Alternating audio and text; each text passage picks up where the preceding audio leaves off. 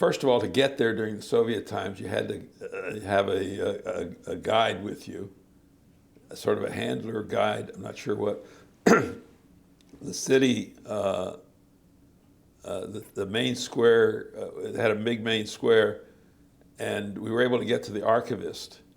And he showed me the building that my grandfather had had his store in. My grandparents had lived in a quadruplex, and we went there, and it was owned by a non-Jewish man in the 1920s or whatever, and early 30s. And his granddaughter lived in one of the apartments, and we introduced ourselves, and she treated us like relatives.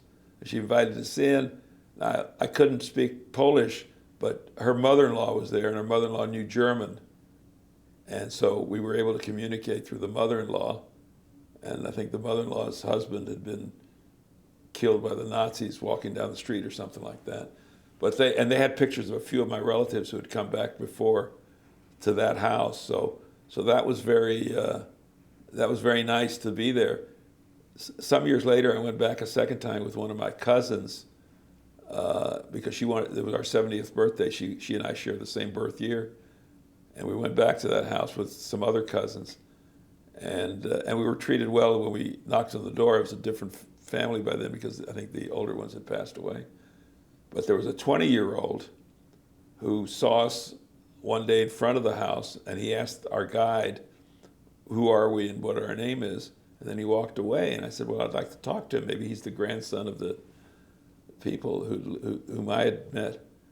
And then the guide went after him and came back and said, "He doesn't want to talk to you because you're Jewish." And I said, "Well, that's really quite something. I doubt that he's ever met a Jew before."